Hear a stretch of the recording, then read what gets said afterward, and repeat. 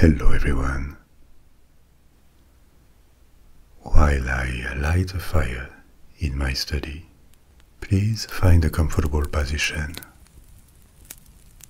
so I can tell you about tonight's story.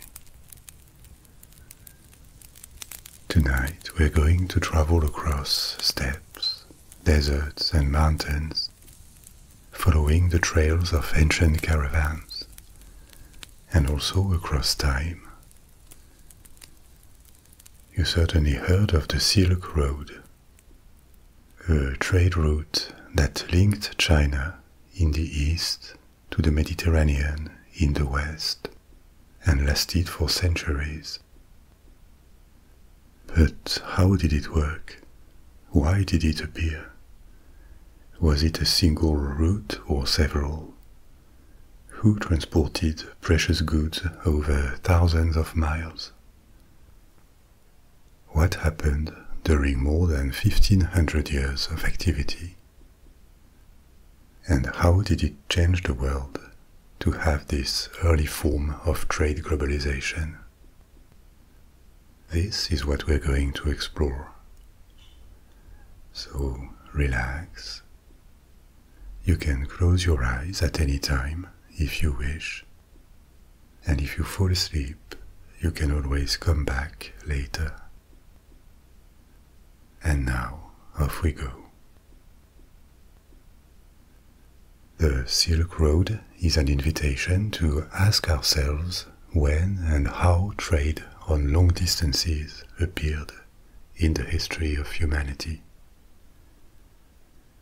Actually, long before the Silk Road was established, historians consider the creation of this particular route, or more precisely this network, we will see why, can be dated to the 2nd century BC, 2100 years ago, when the imperial Han Dynasty in China expanded into Central Asia and pacified regions that were previously too dangerous to cross.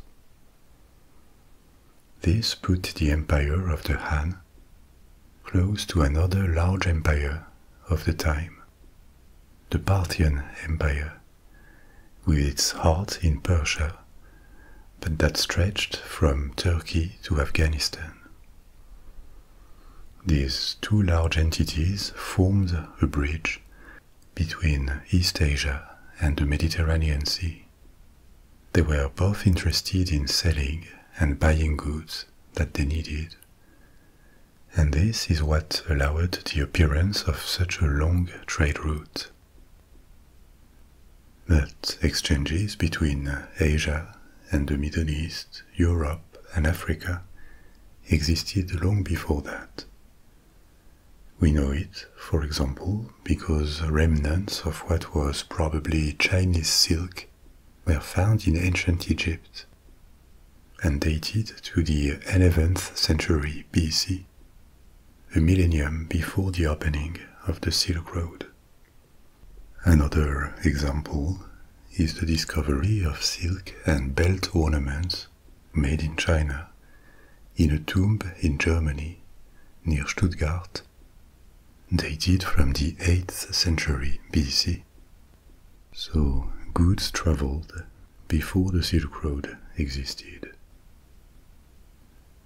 An ancient trade network across Eurasia was the steppe route, at least 2000 years before the Silk Road. On this steppe route, different goods were exchanged. Silk was one of them. There were also furs, precious stones and jewels, musical instruments, and very importantly, horses from Central Asia that were sought after by the Chinese. This informal steppe route was kept functioning for many generations by nomadic peoples living from Ukraine to Mongolia.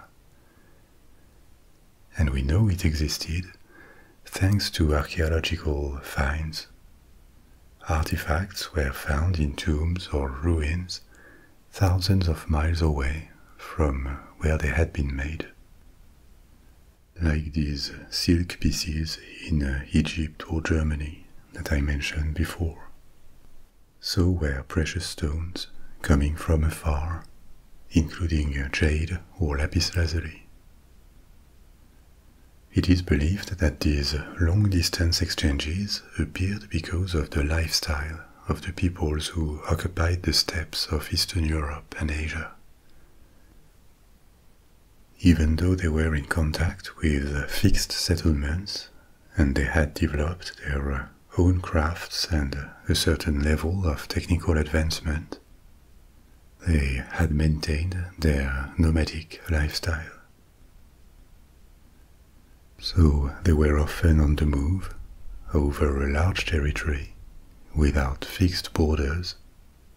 They had large areas they considered theirs, so they also had neighbors and were well placed to connect peoples living far apart by transporting goods. This steppe route was certainly not as intentional as the Silk Road would be. It seems that it appeared spontaneously as a vast network of peoples who knew their immediate neighbors, and across this vast area, goods and also cultures circulated. Another precursor trade to the Silk Road was the so-called Jade Road.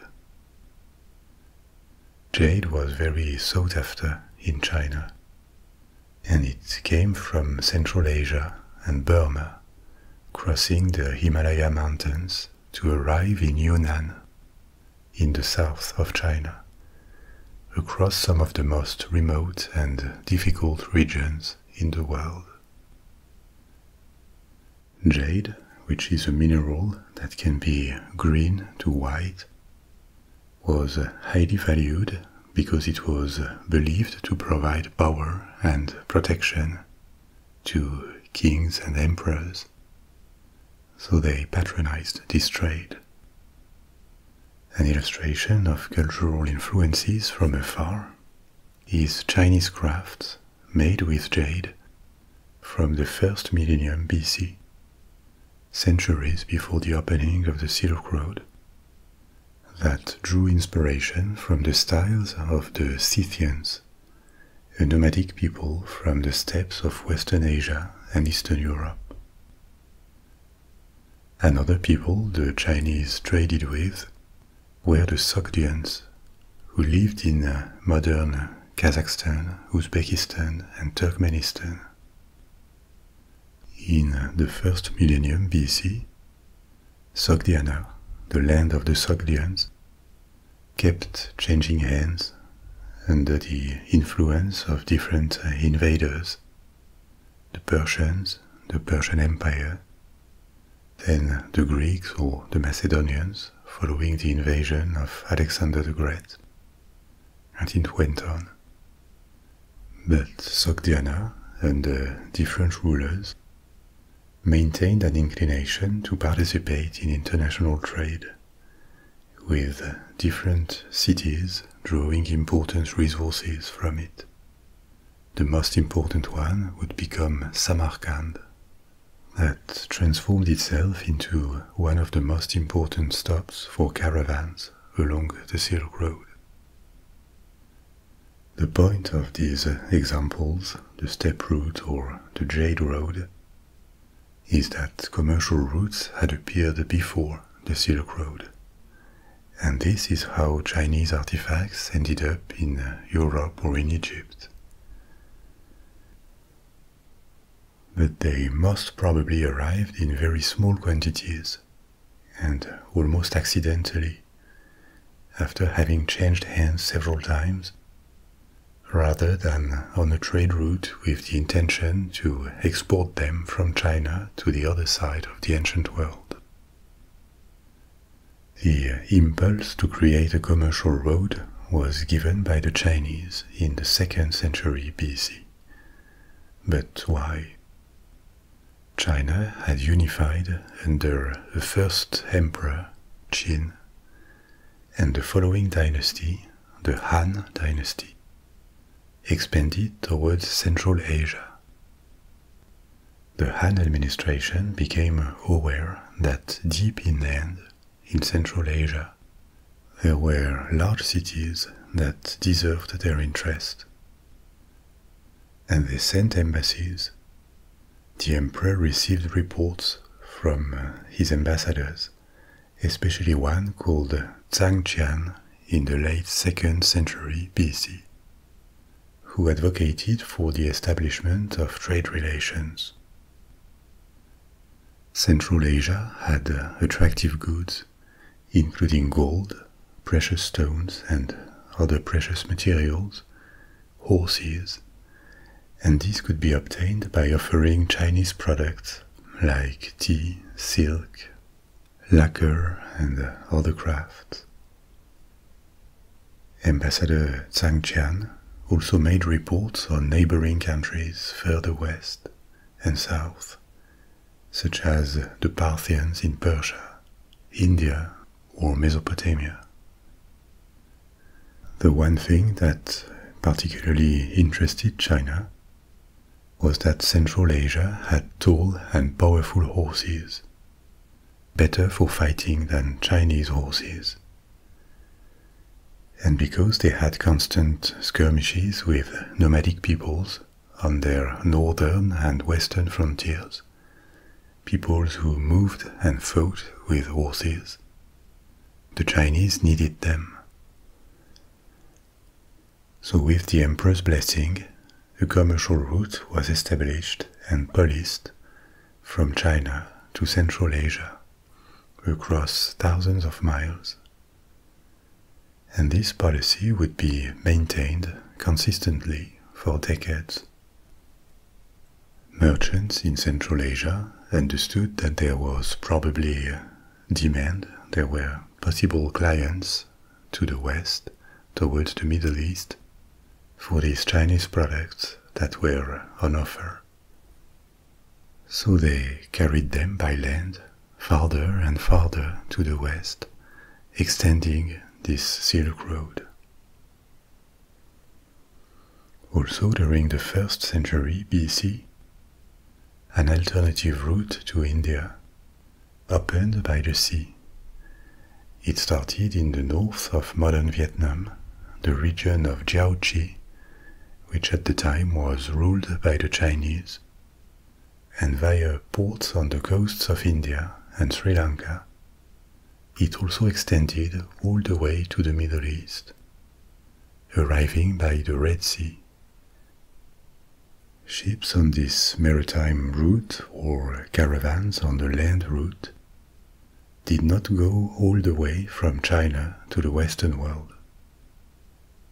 From the beginning, trade along this long route worked with middlemen, Indian traders who bought the goods in India and took them west to resell them with a profit, or peoples from the Central Asian steppes and deserts who did the same on the land route. So the first merchants on the Silk Road never traveled to the other side. They brought the goods to ports, trading posts, or marketplaces, where the goods changed hands, sometimes several times, and went on until they reached their final destination months later.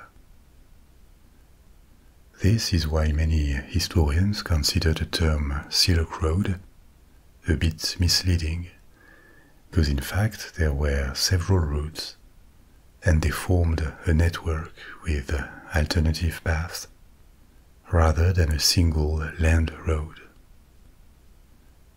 The land route through Eurasia was significant, but it is believed that the most important one, in terms of volume of goods traded over the centuries, would be the maritime route, the one crossing the Indian Ocean, and on which the products that transited were not only from China or from the Mediterranean, There were also spices from Southeast Asia, gold and ivory from Africa, and Indian textiles and gems.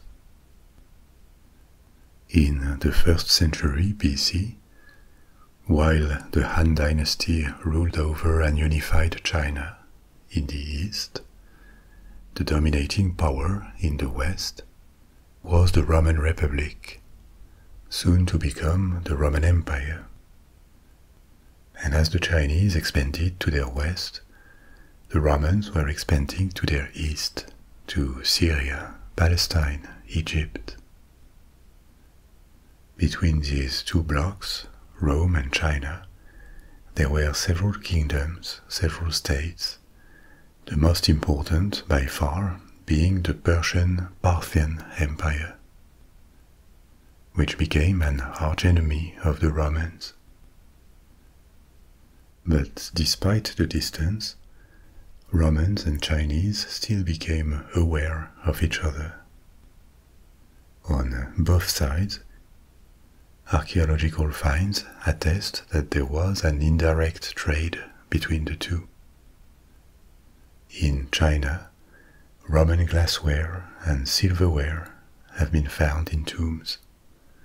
Also many Roman coins and medallions from the 1st century AD onwards. Sometimes coins are not the best indicator. They could have arrived in China several centuries after they were minted. But there are enough sites and artifacts to confirm that they arrived in China 2000 years ago. And interestingly, a lot of these Roman remains were found in Jiaoqi, this historical region in North Vietnam that was the final stop of the maritime road on the Chinese side. But this trade was indirect, and the real level of mutual awareness, how much each side knew about the other, this remains a topic of speculation and investigation.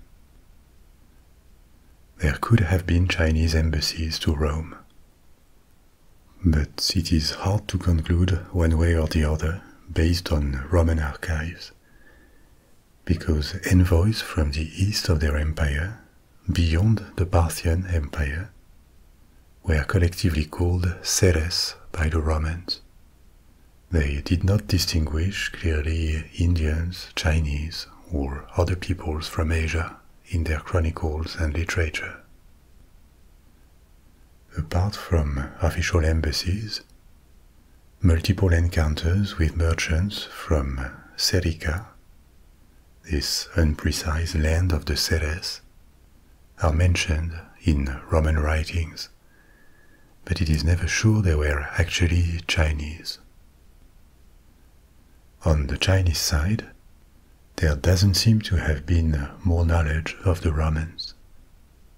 They had a name for the Roman Empire, Da Qin, and Chinese ambassadors to the Parthian Empire, with which they had regular diplomatic relations, wrote reports that included second-hand testimonies about Rome in the 1st century AD. In some texts, Chinese historians of the past speak of Roman embassies to China in the 2nd century, but this is dubious because these chronicles were written later, and such embassies are absent from Roman historiography. So what we can conclude of this is that the Chinese and the Romans, the two most formidable empires of the world in the 1st centuries of our era, knew about each other's existence. They were aware that some of the products that reached them came from the other side, including Roman glassware in China or Chinese silk in Rome, but they only had a vague idea about where the other empire was located, what its borders were, because of the distance, and there are no signs of continuous diplomatic contacts. But records on both sides illustrate how this long-distance trade brought prosperity. In China, silk was a luxury product that was only accessible to the highest and wealthiest classes of society, starting with the imperial court.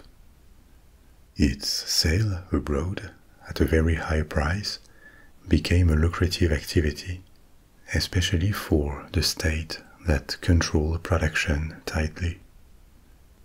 For the Romans, access to these eastern goods started on a larger scale after the conquest of Egypt and Syria. Egypt in particular, that had trade connections with India. By the time of Augustus, so that is at the start of the 1st century AD, there would have been up to 120 ships setting sail every year from Roman Egypt to India. They traveled following the coastline because ocean-going sailing was very limited and dangerous at the time. From the 1st century onward, a craze for silk developed in Rome. The Romans did not know how silk was made. They supposed it was obtained from a tree, and so they were a very long way from being able to produce some themselves. They later learned that the fiber came from certain caterpillars, but they didn't know how to replicate the production process, so all of their supply had to be imported. A lot of this silk arrived by land, and as we saw before, it was not sold directly by Chinese merchants. It was supplied by the Parthians, who had bought it in Central Asia. At least it was provided when the intermittent wars with the Romans allowed it.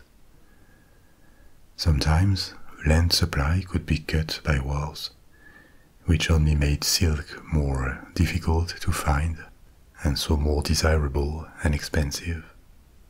Together with it arrived spices and perfumes that also became very sought-after luxury goods for wealthy Romans. Rome had products to export too, like silverware and glassware, but their value was far from really matching imports from Asia. And early on, this became a source of concern for authorities, because the difference had to be paid in gold. This created an outflow of gold that escaped to Asia. And in reaction, authorities tried to limit silk imports. The Roman Senate issued several edicts to condemn the wearing of silk on economic and moral grounds. Silk clothes were called decadent and immoral because they were very thin, much thinner and lighter than traditional Roman fabrics. But the real concern was this outflow of gold, and this moral or economic condemnation never stopped the appetite for silk. The Chinese and the Romans were not the only ones to benefit. In between them, there were all these middlemen from India, Central Asia, and the Middle East, who made their segment of the Silk Road function by acquiring goods and transporting them forward, and also selling them locally. Thousands, if not tens of thousands of people lived from this trade, from porters to wealthy merchants arming ships or organizing caravans on land. On land, traveling in group for safety and economies of scale was an ancient practice, but it became standard on the Silk Road. As soon as the Chinese began to impulse the Silk Road to Central Asia, they sent caravans. With a regular flow of caravans, accommodation and places to rest became necessary along the Silk Road. And this is how specialized inns, the Caravanserais, multiplied. The word caravan comes from Persian caravan, and serai means palace or building with enclosed courts. When crossing deserts or mountains, caravanners would just camp in the open, with guards watching at night, because obviously the goods they transported could attract bands of thieves. But on other parts of the Silk Road, with actual roads or when they crossed cities, they needed places to stay. These were the caravanserais, which were often located along roads in the countryside or in the outskirts of cities. Caravanserais were enclosed, offering protection, and they also offered water, food, and space for animals, horses or camels, and dormitories for men. They did not appear with the Silk Road. There were already some before in India and in the Persian Empire, but they became more common, and they appeared in new regions with the multiplication of caravans. During the Islamic period, that started several centuries after the opening of the Silk Road, caravanserais became a common type of structure from the west of China to North Africa, and urban caravanserais became more than inns. They were often located near the bazaar, the main market, and they were the places where goods would arrive or depart from, centers of economic activities that offered things to buy or sell, jobs, and were integrated in the city's daily life. The historic centers of many old cities across the Muslim world still reflect how it worked, from Fez in Morocco to Istanbul in Turkey or Cairo in Egypt. Typically, the caravanserai was a building with a square or rectangular outer wall and a single entrance, a portal wide enough to let large or heavily laden beasts to enter, such as camels. The building was organized around a courtyard, almost always open to the sky, and around the courtyard were a number of animal stalls, rooms and chambers to accommodate people, animals and merchandise. Sometimes more elaborate caravanserais provided hammams, public baths. They had shops where travelers could acquire the equipment they needed, and urban ones in medieval times sometimes added more floors to provide rental apartments to people living on a low income. So, from the 1st century BC to the 3rd century AD, as both ends of the Silk Road knew a long period of relative prosperity and stability, this trade prospered. But history happened, and the two mighty empires of the East and the West went into trouble. In China, for the most part of 4 centuries, the Han Dynasty had ruled over and unified China. But it finally fell, and a period of fracture began, with different states. This period, in the 3rd century, is known as the Three Kingdoms period. retrospectively, the Han period would be considered a golden age for China. It was not a quiet period. There were internal conflicts, warfare on the borders, and power passed from one branch of the Han Dynasty to another at the beginning of the 1st century AD. But still, it remained as an extended period of relative stability when classical Chinese culture could flourish. In the West, the Roman Empire, which had been at its peak in the 2nd century, had a major crisis in the 3rd century that led to its fracture and increased pressure on its borders that it had a hard time defending. The Silk Road did not close. As we have seen, it was a network with different routes, and this made it adaptable. But it was seriously disturbed by the loss of control of states on the roads of Central Asia and around the Mediterranean. Finally, the Western Roman Empire collapsed in the 5th century, disappearing as an end client, and it would take centuries before Western Europe became a significant client again for sophisticated Chinese and Asian goods. Remained the Eastern Roman Empire, Byzantium, which was still formidable.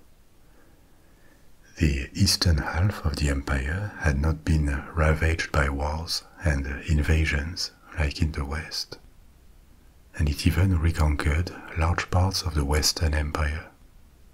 It was at war with the successor of the Parthians in Persia, the Sasanian Empire.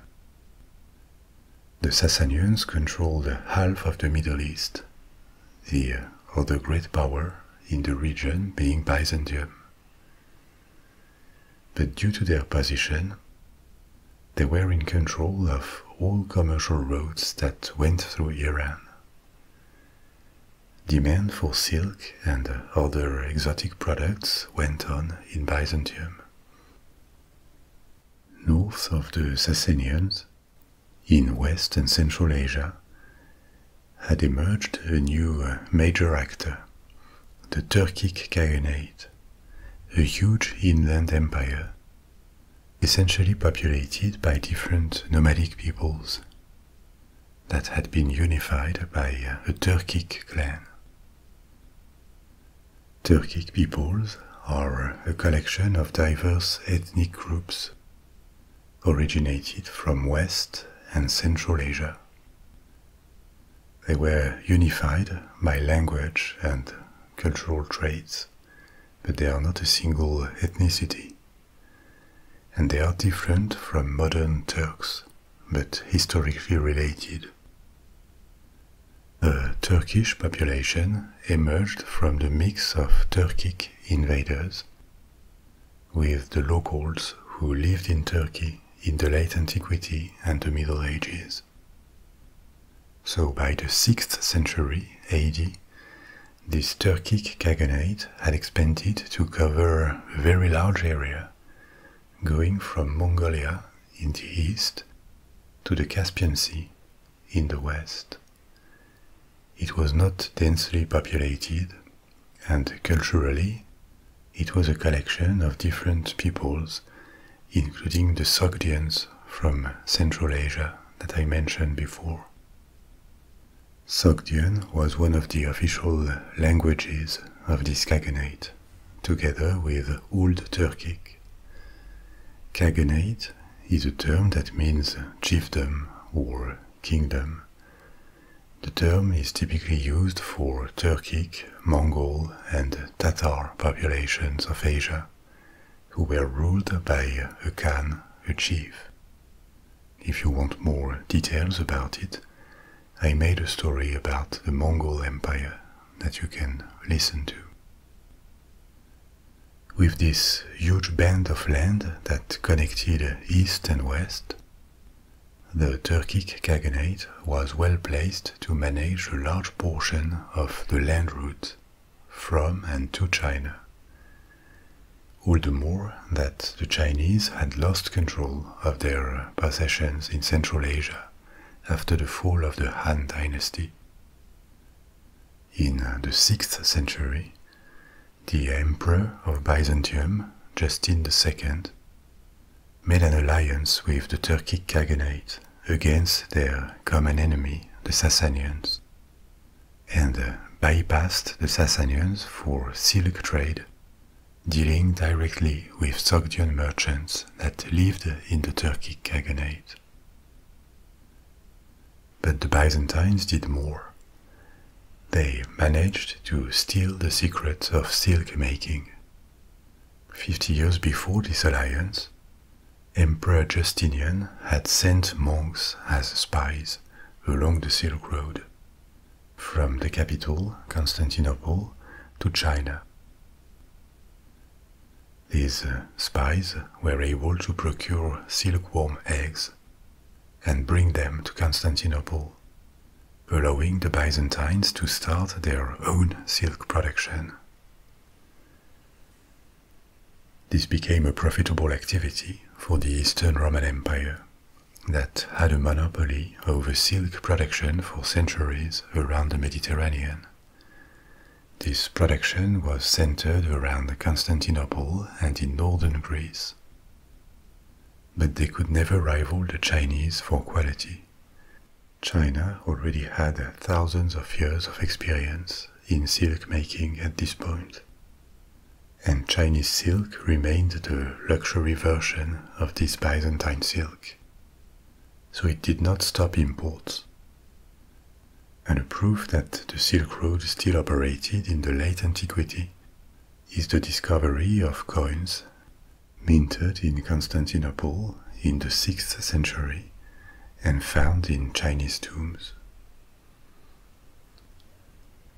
The story of Byzantium is one of a very long and slow decline, with periods of recovery and reconquest and others of collapse.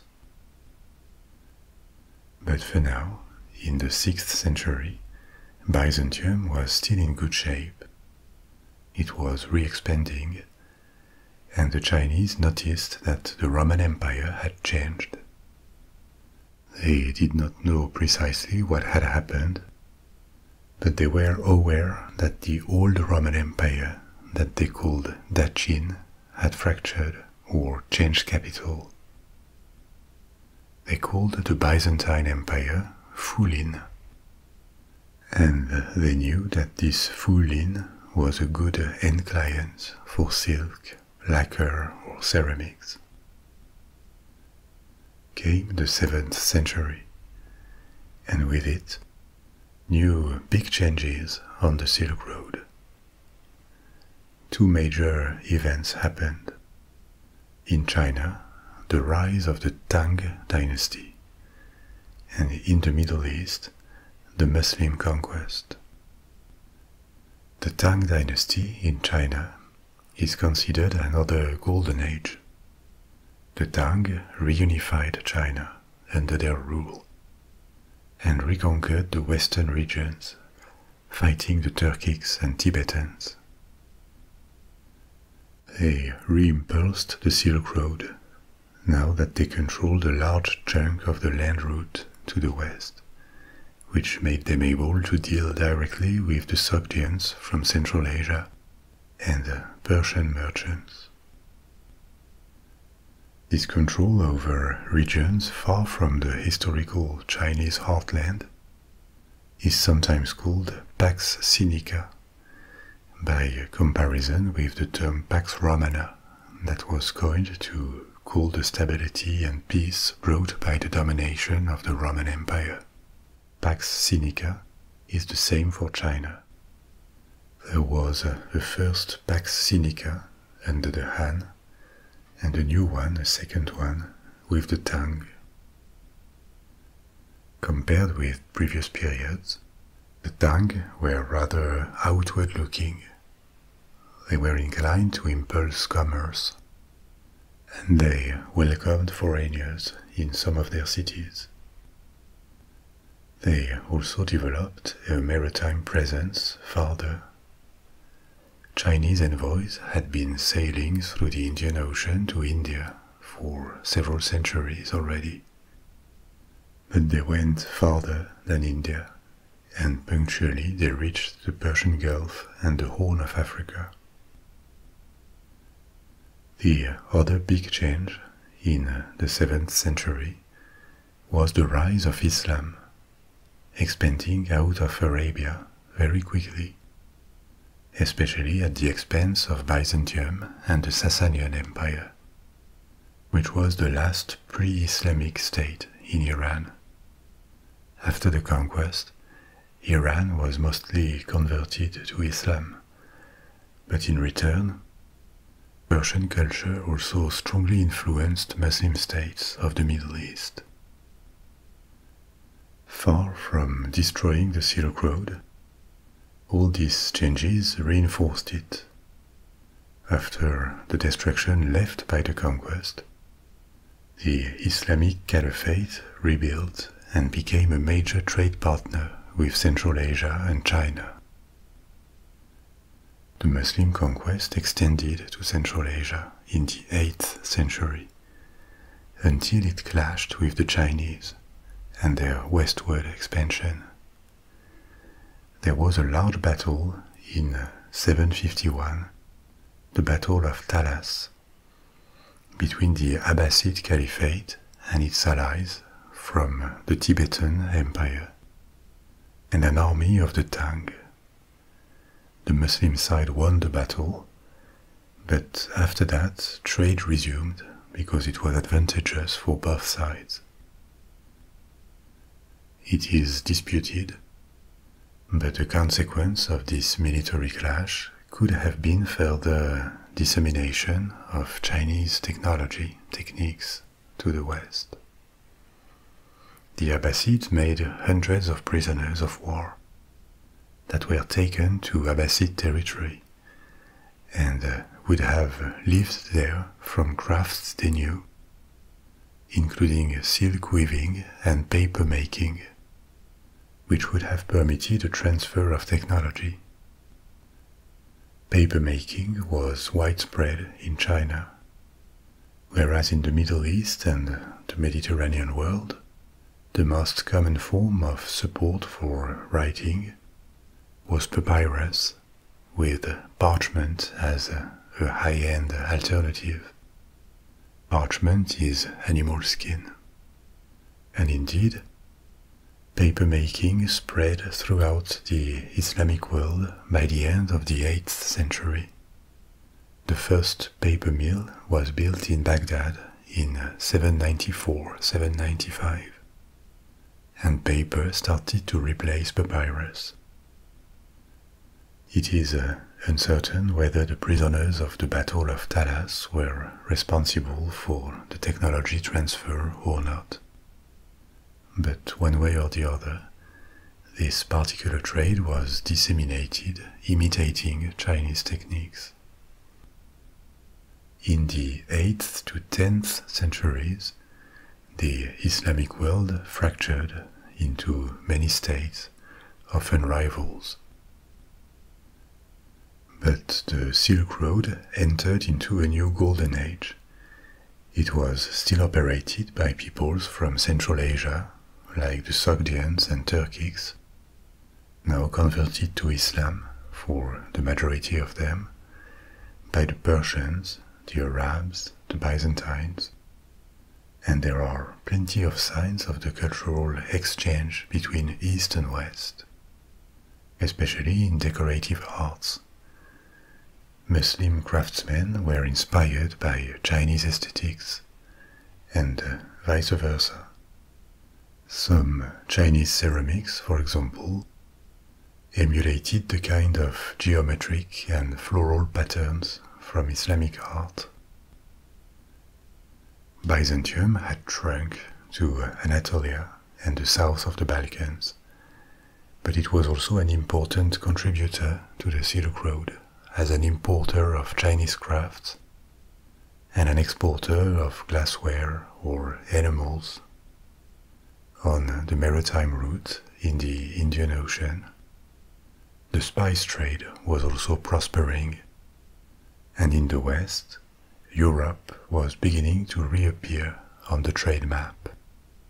Western Europe, after the fall of the Western Roman Empire, was no longer a significant participant to the Silk Road that once went as far as Rome. From the 5th century onward, the road ended in the Levant and Constantinople, and very few exotic products went on to Western Europe. But the kingdoms of Western Europe were now emerging from the Dark Ages and rediscovered the appeal of spices and luxury products. This would make the fortune of Italian cities like Venice and Genoa, and also give economic support to Byzantium. That was the natural gateway to the East for Europeans. Goods that arrived in Constantinople or other ports of Byzantium would be bought by Italian merchants who took them to Italy, and from there they were re-exported to Western Europe.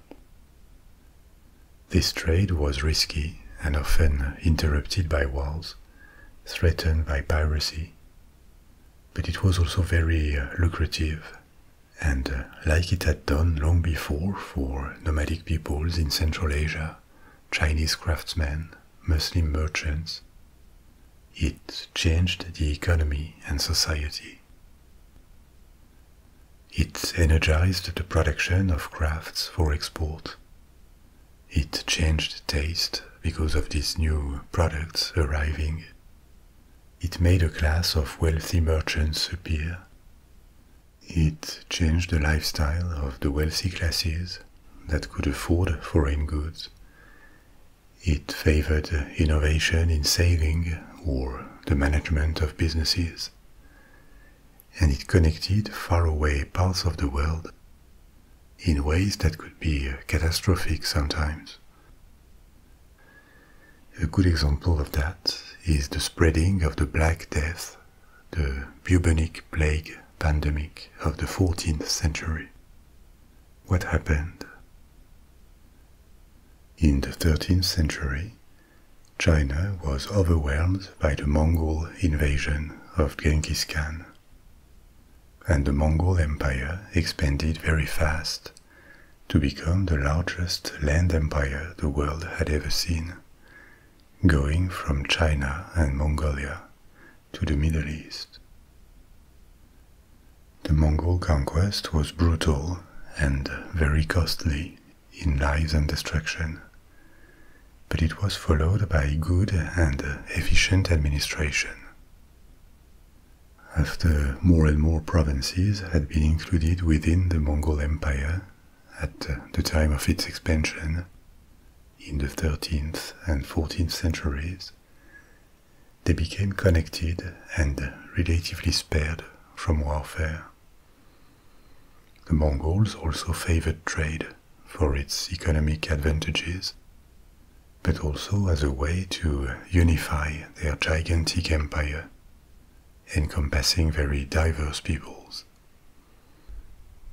So they protected and impulsed the Silk Road that had become essentially an internal trade axis connecting their Chinese holdings in the east to their more recently conquered provinces of the Middle East.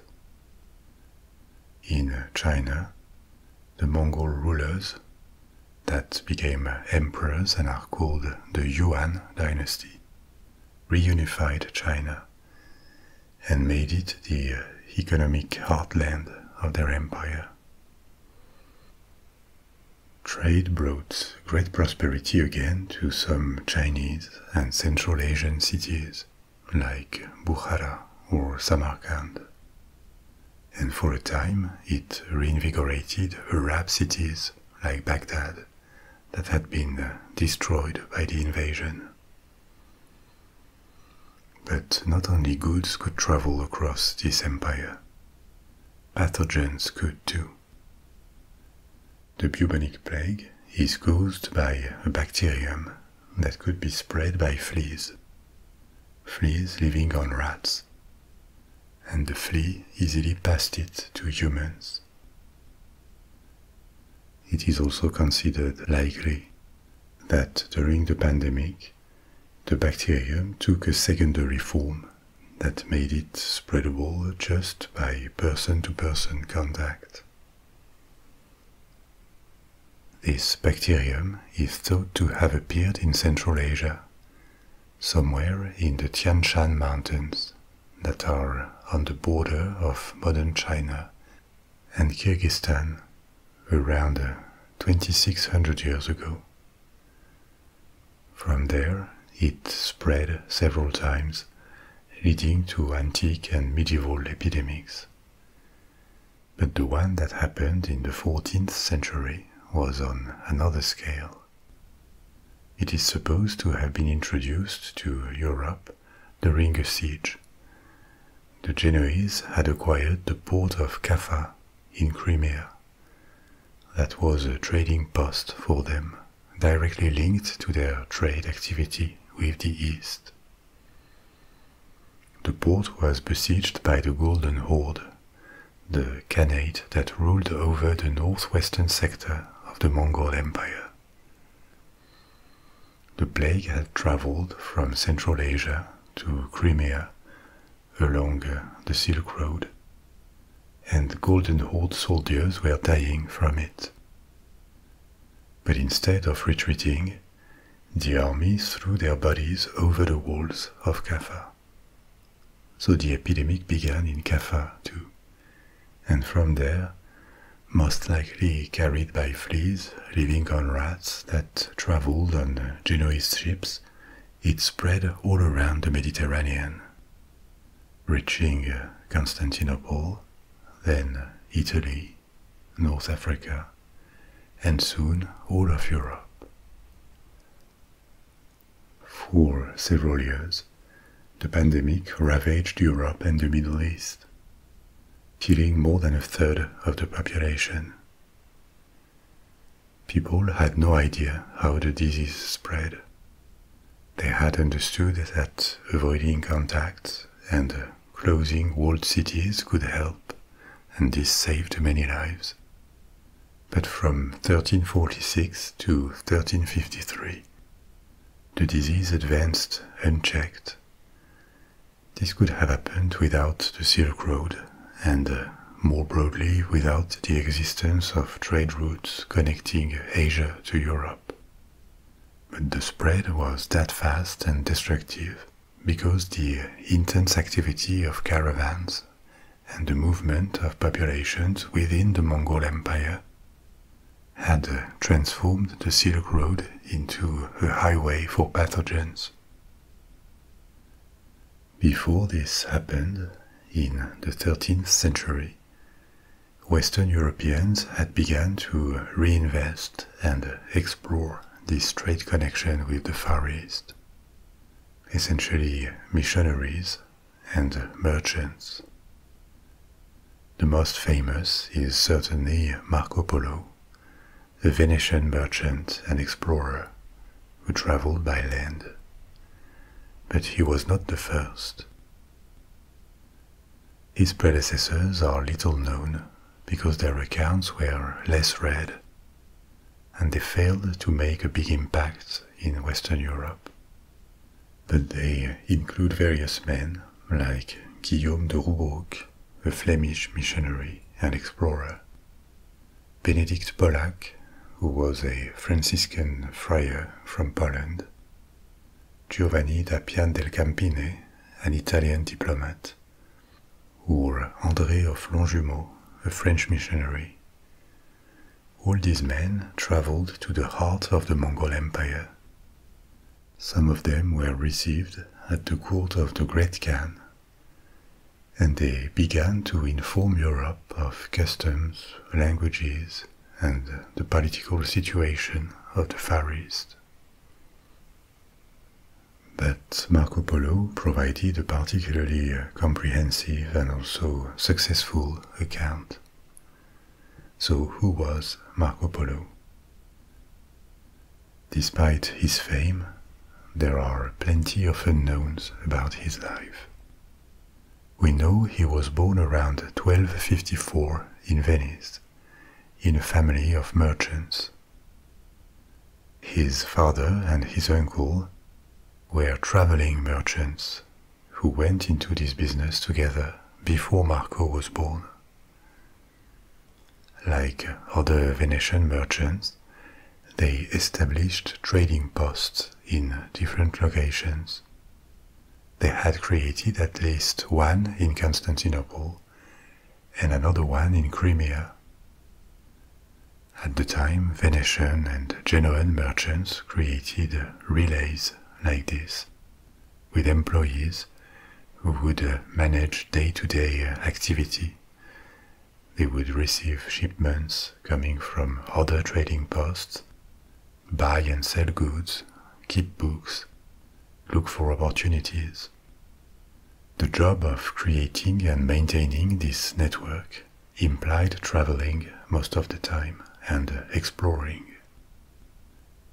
His father and uncle were particularly enterprising because while Marco was still a child, they followed the Silk Road all the way to the Far East and met the Mongol Emperor of China, Kublai Khan. They were part of the handful of Western Europeans who traveled to China by land in the 13th century. They returned safely to Venice in 1269, when Marco was 15. They had been absent for so long that Marco did not know his father yet, and his mother had died, so he had been raised by an aunt and another uncle. He received a good education that destined him to become a merchant like the rest of the family, learning on subjects like the handling of cargo ships, foreign currencies, appraising, how to conduct business. He probably connected well with his father and uncle, because 2 years later, when he was 17, the three of them embarked on a new journey to Asia, and this journey would last 24 years and turn out to be very eventful. It provided the material that was later published in a book, The Travels of Marco Polo, that spread well beyond Venice and popularized Marco Polo. This is why his name eclipsed all other European travelers of the Middle Ages to China. But it wasn't just due to a successful book. His adventures were extraordinary. With his father and uncle, they did the travel again along the Silk Road all the way to China, where for the second time they were received by Kublai Khan. But Kublai Khan liked Marco, supposedly for his intelligence, and he appointed him as one of his foreign emissaries. As envoy of the Great Khan and Emperor of China, Marco Polo was sent on many diplomatic missions, a role that no other European had ever had. This is how he traveled across China and Southeast Asia to India, Burma, Sri Lanka, Vietnam. For 17 years, Marco stayed in Asia as a special envoy or a high-ranking official. Around 1291, Marco was now 37 and had spent more than half his life in Asia. He was sent to accompany a Mongol princess to Persia, with his aging father and uncle who were still alive and had also stayed with him in China. They arrived in Persia in 1293 and then went on to Constantinople and finally returned to Venice after 24 years. Marco would have settled in Venice and finally become a merchant, but not yet, because Venice and Genoa were at war. He joined the war effort and was captured by the Genoans. He could have been executed or die in a cell, but fortunately, he ended up in a prison in Genoa with a cellmate who was also a writer, and he dictated his stories to him. The two co-authored the travels of Marco Polo. Finally, he was released in 1299, now aged 45, and this time he could go back for good to Venice, where he married, had 3 children, and built a fortune for himself, becoming a wealthy merchant. He died there in 1324, aged 70.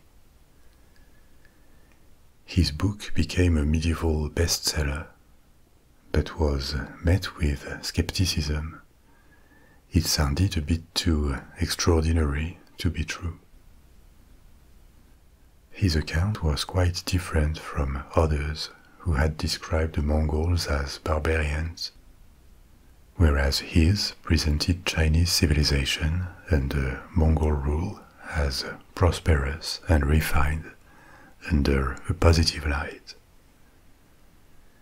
They did not all have the same experience and saw the same things, which could explain some of these differences.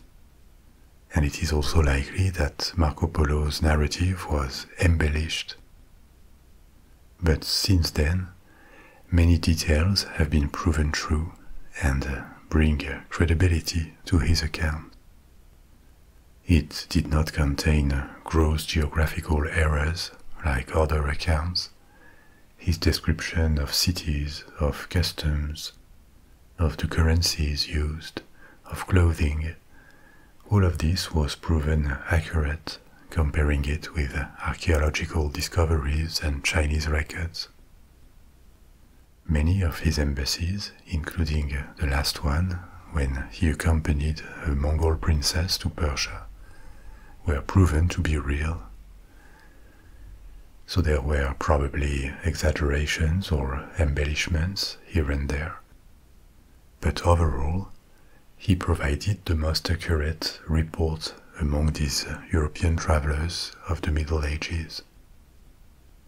And his book had the most insight, because he rose high in Chinese society and stayed there for a long time.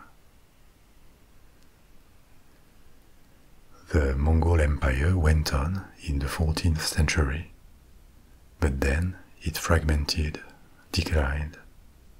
The Yuan dynasty in China lost its grip on the country, and a new Chinese dynasty replaced it soon, the Ming. For the Silk Road, this decline of the Mongols was bad.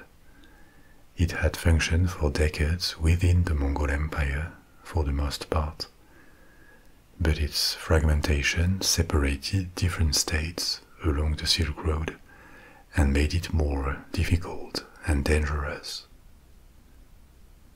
In the west, Byzantium was now agonizing and had lost most of Anatolia, Turkey, to Turkic invaders, the Turkmens, and the devastation of the Black Death along the Silk Road had decimated the nomads and cities that lived from it. Overall, after the collapse of the Mongol Empire, nomadic groups in Central Asia declined strongly. Regional sedentary states emerged instead. So in the late 14th and 15th centuries, The Silk Road declined with them. There was little interest from the Ming Dynasty in China to impulse it again. The Ming had a very inward-looking policy, and they discouraged contacts with foreigners. The land road across Central Asia was more dangerous, and on the western end of the Silk Road, the Ottoman Empire was rising, eventually cutting Western Europe from Eastern trade. This was a big hit for Italian city-states like Venice. Caravan trade across Asia did not disappear, but it never came back to what it once was, at the time of Rome and the Han, or the Abbasid Caliphate and the Tang, or under Mongol control. On the maritime route, in the Indian Ocean, spices had largely overtaken Chinese goods. And so the Silk Road didn't close, but it became less and less relevant. It had been the most important axis for world trade during 1500 years, and was about to be replaced with other routes and other actors.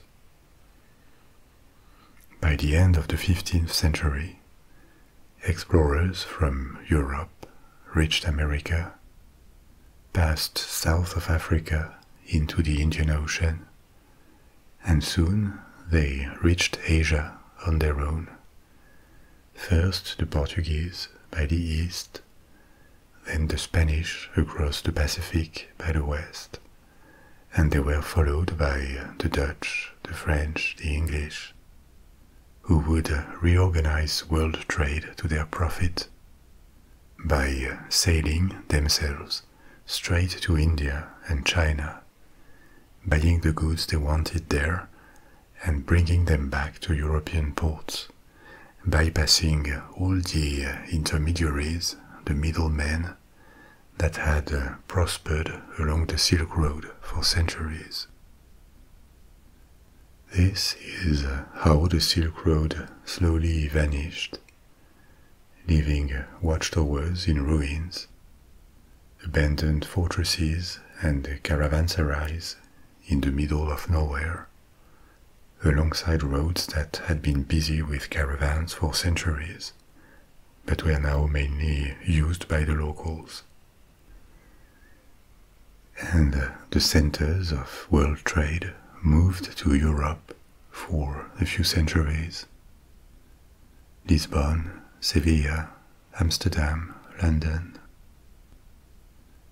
Apart from the cultural exchange it allowed for a long time, the Silk Road remains as the first step in the globalization process, a connection between two of the most far apart ends of the known world.